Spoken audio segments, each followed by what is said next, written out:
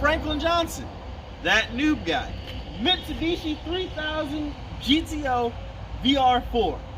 So, you're probably asking yourself, what is a Mitsubishi 3000? Why is it important? And why is it every time that I hear this name or see this car, everybody seems to wet their pants simultaneously?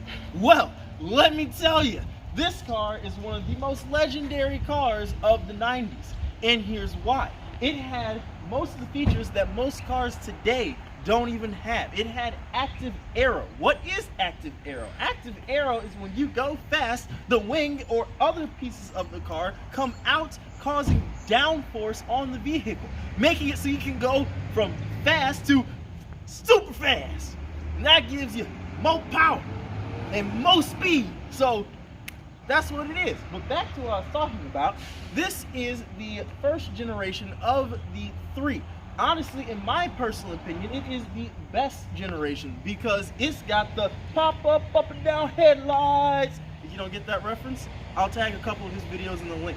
This vehicle is powered by the Mitsubishi V6 3.0 liter with 2 Nagasaki spinners. Now, if you don't know what Nagasaki spinners are, those are turbochargers. I'll put a link in the description to explain exactly what turbos are and why they make me so moist.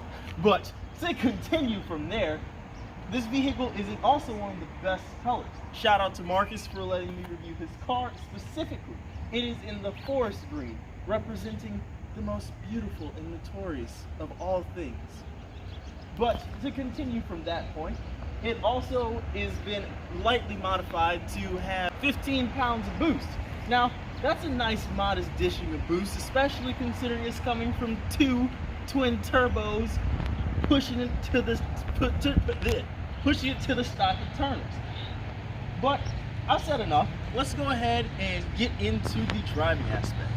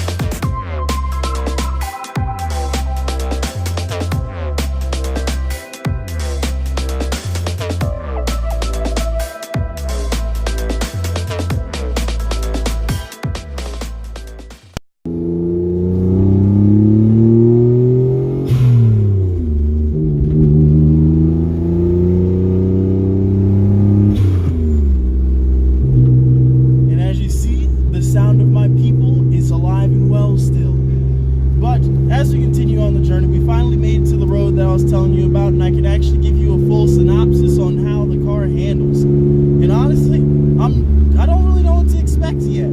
Considering of what I was telling you about with the curb weight and how everything works with this vehicle, I don't know really what to expect. Will it kind of roll, will it not?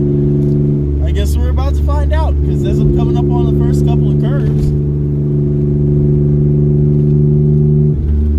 nice little turn right there, but we'll see where we're going. But continue to just talk about the vehicle in general.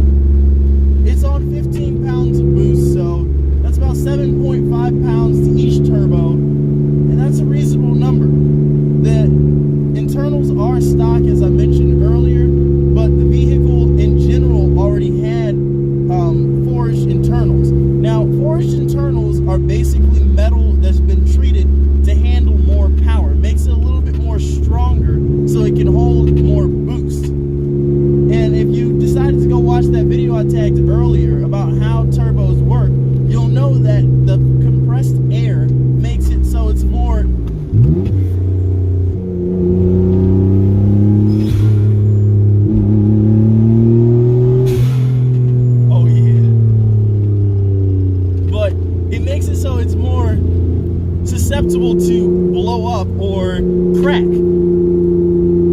which is what you don't want. But if you get the better or forged internals, you're able to hold more power because the car is able to take more compressed air without going through the stress and braking, which is what everybody would want in their car.